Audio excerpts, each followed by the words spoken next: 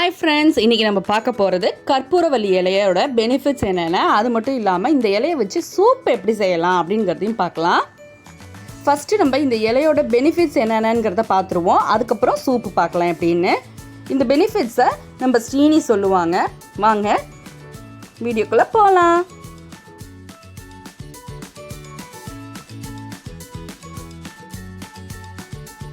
Hi friends, இன்னைக்கு நம்ம கற்பூரவள்ளி பெனிஃபிட்ஸ் என்னன்னு பார்க்குறோம். அதில் ஃபர்ஸ்ட் கோல்டன் காஃப்க்கு அது ஒரு நல்ல ஒரு ரிலீஃபாக இருக்கு.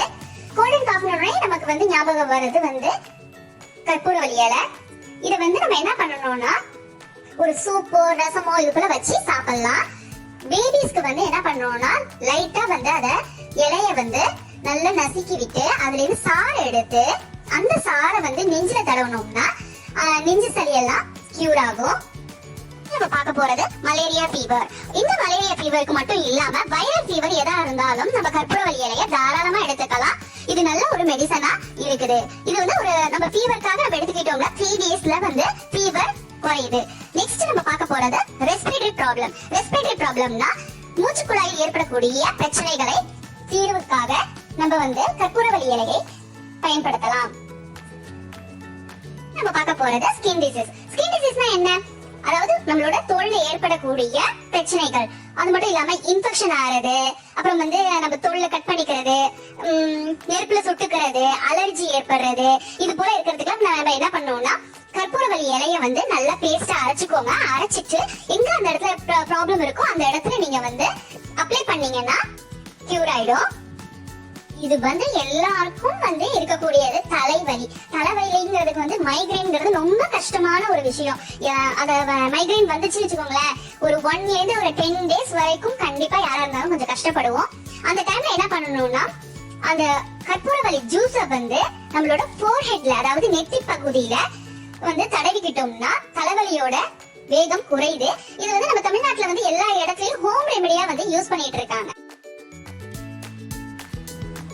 சில பேருக்கு விக்கல் வந்துகிட்டே இருக்கும். அந்த டைம்ல நம்ம அது போல கற்பூரவள்ளி இலையை எடுத்துக்கிட்டோம்னா அதெல்லாம் சரியாயிடும். கற்பூரவள்ளியை நீங்க இலையா எடுத்துக்கணும், ஜூஸ் போட்டு சாப்பிடணும் அப்படிங்கிறது கஷ்டமா இருந்துச்சுன்னா தாராளமா ரசம் வச்சுக்கலாம். சூப் இருக்குது. நாங்க அடுத்தது சூப் தான் சொல்ல போறோம். அதையும் நீங்க வச்சு ட்ரை பண்ணி ஈஸியா சாப்பிடலாம்.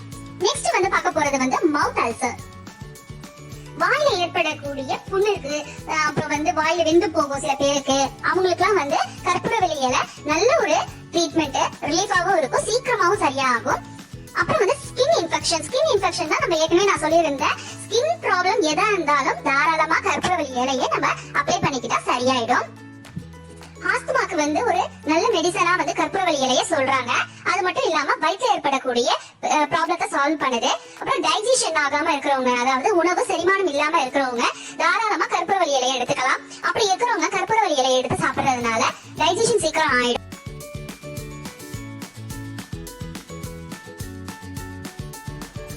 நெக்ஸ்ட் நம்ம என்ன பார்க்க போறோம்னா ஓரல் டிசீஸ். ஓரல் டிசீஸ்னா பல்ல ஏற்படக்கூடிய, நம்மளோட பற்கள் ரொம்ப பாத்துக்க வேண்டிய ஒரு விஷயம். காலையிலயும் நைட்டும் கண்டிப்பா 2 தடவை நம்ம பல் விளக்கணும். அது மட்டும் இல்லாம நம்ம இன்னொரு ஐடியாவும் நான் தரேன். இந்த கற்பூரவள்ளி இலைய சுட தண்ணியில போட்டு நல்லா பாயில் பண்ணுங்க. பாயில் பண்ணோம்னா அந்த தண்ணியை மவுத் வாஷ் போல, அதாவது வாய் கொப்பளிக்கிறதுக்கு நம்ம யூஸ் பண்ணீங்கன்னா அது பல்ல ஏற்படக்கூடிய பாக்டீரியா இன்ஃபெக்ஷன், வாயில ஏற்படக்கூடிய பாக்டீரியா இன்ஃபெக்ஷனை வராம தடுக்குது. இது நம்ம ரொம்ப ஈஸியான ஒரு மெத்தட் தான். தாராளமா எல்லாரும் ஈஸியா செஞ்சிடலாம். பாயில் பண்ணிட்டு மவுத் வாஷ் போல நம்ம யூஸ் பண்ண போறோம், அவ்வளவுதான். அதனால நீங்க ட்ரை பண்ணி பாருங்க.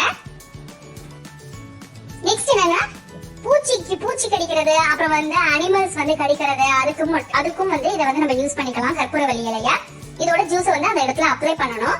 இது தேல் கடிக்கிறது, அப்புறம் பூரான் கடிக்கிறதுக்கு, கொசு கடிக்கிறது, இதுக்கெல்லாம் கூட நம்ம இதை யூஸ் பண்ணலாம். ஒரு நல்ல ஒரு ட்ரீட்மெண்டா இதை சொல்றாங்க.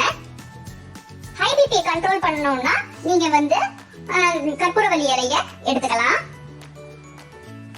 60 வயசு ஆயிடுச்சுனாவே எல்லாருக்கும் முழங்கால் வலி, மூட்டு வலி இது போல எல்லாம் ஏற்படுது. அதுக்காக நிறைய மெடிசன் எடுத்துக்கிறாங்க. ஆனா அந்த மெடிசன் அந்த டைம்ல மட்டும்தான் பெயின் ரிலீவரா இருக்கும். இது நீங்க அதுல நிறைய அந்த மெடிசன் சாப்பிடறதுனால சைடு எஃபெக்டும் உங்களுக்கு எல்லாம் இருக்கும். ஆனா எந்த ஒரு சைடு எஃபெக்டும் இல்லாம நம்ம ஊர்ல விளையிற கற்பூரவள்ளி இலையில இது ஒரு பெனிஃபிட் இருக்கு. இது கற்பூரவள்ளி இலையை வந்து நீங்க ரசமாவோ ஏதோ ஒரு வகையில டெய்லி எடுத்துக்கிட்டீங்கன்னா அந்த இன்ஃப்ளமேஷன், அதாவது மூட்டு வலியில ஏற்படக்கூடிய வீக்கம், வலி எல்லாத்தையும் வந்து குறைக்குது. அது எந்த ஒரு சைடு எஃபெக்டும் இல்லாம. டயபெட்டிஸ் உள்ளவங்களுக்கு அடிபட்டுச்சுன்னா எங்கேயாவது வந்து புண்ணு ஏற்பட்டாலோ ஆறுறது ரொம்ப கஷ்டம். அப்படி ஆனாலும் ரொம்ப ஸ்லோவா தான் ஆறும், கொஞ்சம் நாள் எடுக்கும். இது வந்து நம்ம ஃபாஸ்டா ஆற வைக்கணும், சீக்கிரம் கியூர் ஆகணும்னு நினைச்சீங்கன்னா கற்பூரவள்ளி இலையை வந்து அந்த இடத்துல எந்த இடத்துல அடிபட்டுச்சோ அந்த இடத்துல தடவுங்க, சீக்கிரம் கியூர் ஆகுது அப்படின்னு சொல்லியிருக்காங்க.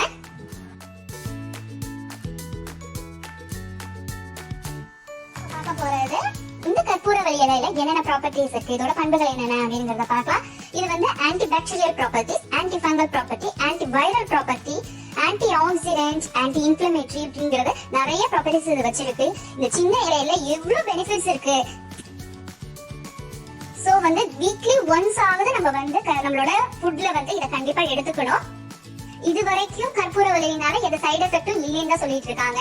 சோ தாராளமா எல்லாரும் எடுத்துக்கலாம். பெனிஃபிட்ஸ் இருக்கிறத வந்து உங்ககிட்ட வந்து கொண்டாந்து சேர்க்கணுங்கிற ஒரே நோக்கத்தால தான் நாங்க இவ்வளவு ஸ்டெப் எடுத்து வச்சிருக்கோம். நீங்கள் வந்து தொடர்ந்து இந்த ஆதரவை தாருங்க. நெக்ஸ்ட் வந்து பார்க்க போறது கற்பூரவள்ளி இலையை வச்சு எப்படி நம்ம வந்து ஒரு சூப் ஈஸியா கொஞ்ச நேரத்துல செஞ்சிடலாம் அப்படிங்கறத காட்ட போறோம். வாங்க சூப் எப்படி செய்யலாம்னு பார்க்கலாம். கற்பூரவள்ளி இலை சூப்பு செய்ய தேவையான பொருட்கள் வந்து கற்பூரவள்ளி இலை 15, இஞ்சி 1/4 இன்ச் அளவுக்கு, பூண்டு வந்து ஒரு 5 to 6 பல் எடுத்துக்கோங்க, பொடி பொடியாக கட் பண்ணி வச்சுக்கோங்க. ஒரு பாத்திரத்தில் 4 கப் அளவுக்கு தண்ணி ஊற்றிருக்கேன். கற்பூரவள்ளி இலையை வந்து இடித்து போட்டிருக்கேன். நீங்கள் பேஸ்ட்டு வேணாலும் மிக்சியில் போட்டு அரைச்சி போட்டுக்கலாம். நம்ம கட் பண்ணி பொடி பொடியாக கட் பண்ணி வச்சுருக்கிற இஞ்சி பூண்டை ஆட் பண்ணிடலாம். நீங்கள் வந்து கற்பூரவள்ளி இலையை மிக்ஸி ஜாரில் போட்டு நல்லா பேஸ்டாக்கி இதில் ஆட் பண்ணிக்கோங்க வேணும்னாலும். கற்பூரவள்ளி இலைக்கு இன்னொன்று பேர் வந்து ஓமவல்லி இலை. இந்த கற்பூரவள்ளி இலையை வந்து நீங்கள் பறித்து நல்லா வாஷ் பண்ணிவிட்டு காய வைங்க. காய வச்சுட்டு அதை ஒரு மிக்சியில் போட்டு ஒரு சுற்றினீங்கன்னா பவுடர் ஆகிடும். இந்த பவுடரை வந்து நீங்கள் எந்த ஃபுட்டில் வேணும்னாலும் தூவி விடலாம். அது வந்து ஒரு நம்மளோட ஃபுட்டில் வந்து ஒரு சூப்பரான ஒரு ஃப்ளேவரை தருது, வாசமாகவும் இருக்குது. இந்த கற்பூரவள்ளி இலையை வச்சு ரசம் கூட செய்யலாம். நம்ம நார்மலாக ரசம் செய்கிறது போல் ரசம் செஞ்சு இந்த இலையை மட்டும் ஆட் பண்ணணும், அவ்வளவுதான் ரசம் செய்கிறது. ரொம்ப ஈஸி மெத்தட் அதுவும். நெக்ஸ்ட் நம்ம ஆட் பண்ணுறது ஒரு 1/4 டீஸ்பூன் அளவுக்கு மஞ்சள்தூள் ஆட் பண்ணியிருக்கேன். இப்போ இது வந்து நல்லா கொதிக்கட்டும். அதில் இருக்கிற வந்து எசன்ஸ்லாம் வந்து இறங்கணும், அந்த அளவுக்கு கொதிக்கட்டும். நம்ம என்னென்ன வேணுமோ அது எல்லாத்தையும் ஆட் பண்ணியாச்சு. இப்போ வந்து நம்ம நல்லா மிக்ஸ் பண்ணி விட்டுறலாம். இந்த கற்பூரவள்ளி இலையை வச்சு காஃப் சிரப்லாம் இருக்குது. அதுக்கு நம்ம கடையில் போய் காஃப் சிரப்லாம் வாங்கி குடிக்கிறதுக்கு நம்மளே வீட்டில் இது போல் பசங்களுக்கு செஞ்சு கொடுக்கலாம்.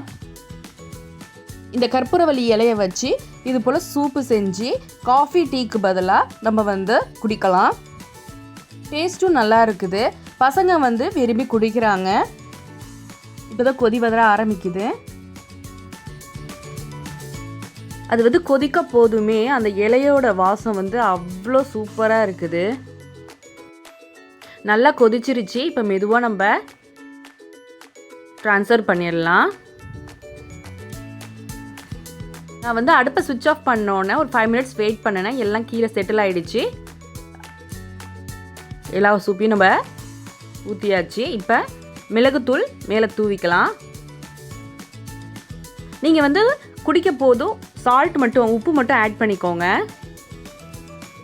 இந்த இலையை பற்றின பெனிஃபிட்ஸ்லாம் உங்கள் ஃப்ரெண்ட்ஸ் அண்ட் ஃபேமிலிக்கு நீங்கள் தெரியப்படுத்தணுன்னா மறக்காமல் இந்த வீடியோவை ஷேர் பண்ணுங்கள்.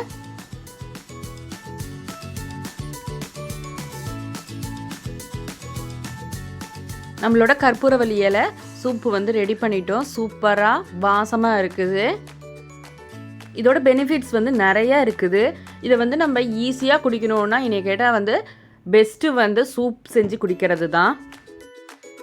நீங்கள் வந்து கண்டிப்பாக உங்கள் வீட்டில் ட்ரை பண்ணி பாருங்கள். எப்படி இருந்துச்சுன்னு கமெண்ட் செக்ஷனில் சொல்லுங்கள்.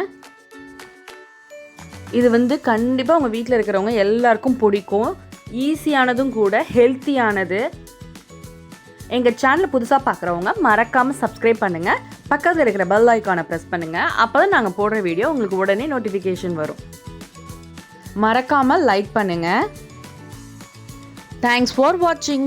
பாய்.